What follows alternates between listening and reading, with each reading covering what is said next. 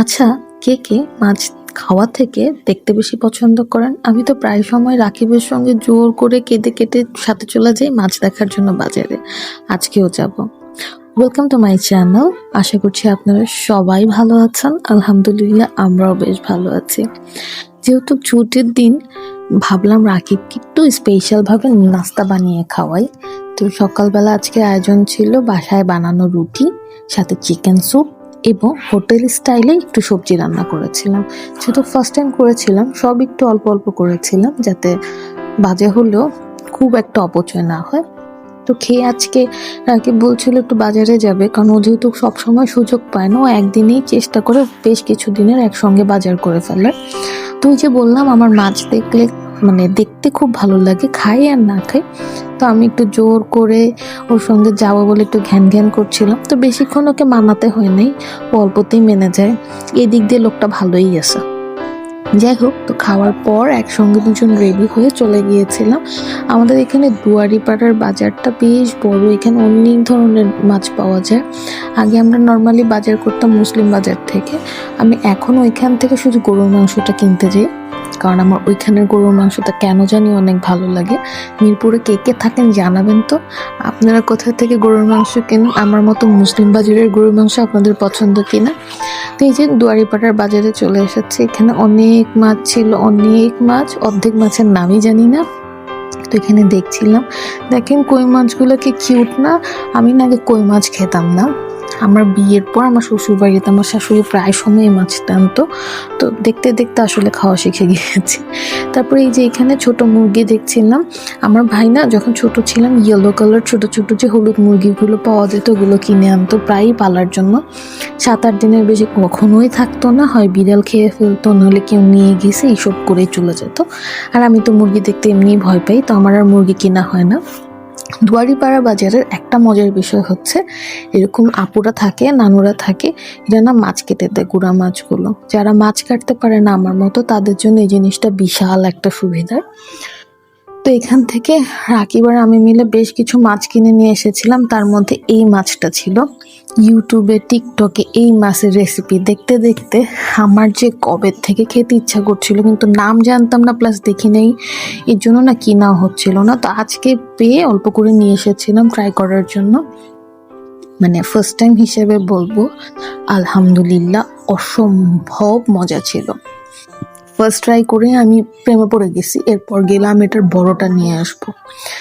মানে নিজের রান্নার নিজেই প্রশংসা করতেছি, তার মানে অবশ্যই অনেক মজা হয়েছিল। তো অল্প করে যেহেতু কিনেছিলাম আর ট্রাই করবো এর জন্য, আর আমার বাচ্চা কাচ্চা ওরকম ফিশ খায় না, তো আমি আর রাকিবই খাচ্ছিলাম। আর এখন যেহেতু টমেটোর সিজন, চাটনি খায় না এমন মানুষ কি পাওয়া যায়? রাতের জন্য রুই মাছ ভুনা করেছিলাম। আর আমার বাসার বিখ্যাত জাতীয় ডাল, যেটা সবসময়ই রান্না করতে হয়। খেয়ে দিয়ে রান্না বান্না করে আমি রুমে চলে এসেছিলাম। এসে দেখি রুমাইসা আমাকে কাপড় ভাঁজ করে দিচ্ছে। মেয়েটা আসলে বড় হয়ে যাচ্ছে, একটু দুষ্ট হয়ে যাচ্ছে, এখন কথা একটু কম শুনে। তো আমি তার আগে হয়তো তাকে একটু বকু দিয়েছিলাম, তো সে এখন আমাকে পটানোর জন্য চাও বানিয়ে এনেছিল। একসাথে বসে মা মেয়ে রুটি এবং চা খাচ্ছিলাম। রাগ যতই করি, মেয়ে কিন্তু আমাকে অনেক ভালোবাসে, আমিও তাকে ভালোবাসি। যদি সে মনে করে আমি তাকে দেখতেই পারিনি, জানি কি যে হচ্ছে। মেয়েরা বড় হইলে যে কত পার্ট মারে। যাই হোক, তারপর অনেকক্ষণ বসেছিলাম। তারপরে আমার হুট করে মনে হলো একটু রসুনের আচার খেতে পারলে মনে হয় ভালো লাগতো। আমার না এরকম হুটহাট মাথার মধ্যে কিছু চলে আসলে সেটা না করা পর্যন্ত ভালো লাগে না। বাসায় রসুন খুবই কম ছিল, তো কি করব, খেতে যখন ইচ্ছা করছে বানাইতে হবে। সাথে সাথে অল্প কিছু রসুন দিয়ে রসুনের আচার বানিয়ে নিয়েছিলাম, এবং অল্প হলেও সেটা খেতে ভালো হয়েছে, সবাই বলেছে। এবং সেটা আমার বাসায় একদিনের থেকে একটু বেশি সময় গিয়েছিল। আমার বাসায় আচার একদমই টিকে না। আমি আচার কিনা মানে, বানানো মানেই লস প্রজেক্ট। আমার বাসার সবাই খুব আচার খেতে পছন্দ করে। তো ওই যে অল্প করে হলো, একটু একটু করে শিখছি, নিজের হাতে বানিয়ে খাওয়াতে না একটা আলাদা মজা আছে, যেটা আপনি কিনে খেলে পরে পাবেন না। তা আলাদা তৃপ্তি কাজ করে।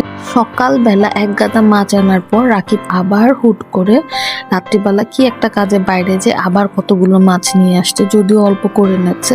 তখন তার হেল্পিং হ্যান্ডও ছিল না, আর ও মাছ কাটাতে পারে না, অনেক বেশি সিরিয়াল ছিল। আমার যে কি রাগ হচ্ছিল। এখানেও লইট্টা নিয়ে আসছে, চিংড়ি নিয়ে আসছিল, এই লাল চিংড়িটা এখানেই নাকি পাওয়া পাওয়া যায়। আর এই চিংড়িটা রাকিবের খুব পছন্দ। তো আসলে রাগও হচ্ছিল, আবার কিছু বলতেও পারছিলাম না। আমার এগুলো সব পরিষ্কার করতে করতে রাত 11টা বেজে গিয়েছিল। এগুলো সব করে আবার আমার শাওয়ার নিতে হয়। আমি মাছের গন্ধ সহ্যই করতে পারি না। তো এই কারণে সম্ভবত আমার জ্বর চলে আসছিল। সাথে একটা মুরগিও নিয়ে এসেছিল। আমি ওকে বলেছিলাম মোমো বানাবো। এই যে মুরগির পা নিয়ে এসছে, মুরগির পা খেতে রাকিব খুব পছন্দ করে, আমার ছেলেও। তো এগুলো আসলে নিয়েই আসে সে। এগুলো টুকটুক করে গুছিয়ে নিচ্ছিলাম। জীবনে প্রথমবার আমি আজকে লইট্টা মাছ কেটেছি। আমি যেহেতু বটি দিয়ে কাটতে পারি না, কেচি দিয়ে কোনো রকম এগুলো কেটে নিচ্ছিলাম। চিংড়ি তো অনেক সোজা, চিংড়িগুলো কেটে নিতেই পারি, তবে মাছ আজকে প্রথমবার আমি কেটেছি। ইলিশ মাছটাও কেটেছিলাম কাটকেচি দিয়ে, কোনো রকমে কুটুস কুটুস করে ছুরি দিয়ে পেটের ময়লাগুলো ফেলে রেখে দিয়েছিলাম। বাকিটা সকালে বুয়া এসে করবে। আসলে কি হয়, পলিথিনে করে যদি ফ্রিজে রেখে দিই, এক তো ফ্রিজটা গন্ধ হয়ে যাবে, দ্বিতীয়ত আমার না এগুলো পছন্দ না। মাছ মাছ হোক মুরগি হোক, বাসায় এনে একটা ধোয়া দিয়ে হলেও বক্সে রাখা উচিত। আমি এইভাবে করেই বক্স করে করে সবকিছু রাখি, এতে না আমার ফ্রিজটা ময়লাও কম হয়, গন্ধও হয় না, আর যখন এটাকে বের করি গোছাতেও সুবিধা হয়। তো এই যে সবকিছু করে রাতের খাবার খেয়েতে আমি একটু বসেছিলাম, আর এরা এখানে যুদ্ধ যুদ্ধ খেলছিল। আমার বাসার সবগুলিই পাগল রে ভাই, আমি একা না। এই তো 12:30টার দিকে সম্ভবত তারা যুদ্ধ যুদ্ধ খেলে তারপর ঘুমিয়েছিল। কুটুস বুড়ো এখানে জাস্ট দৌড়াদৌড়ি করছিল। এ হচ্ছে দুধ ভাত। যাই হোক, সবাই ভালো থাকবেন, সুস্থ থাকবেন, আমাদের জন্য দোয়া করবেন। আমরা যাতে অনেক ভালো থাকি, সুখে থাকি এবং আপনারাও ভালো থাকেন। আল্লাহ হাফেজ।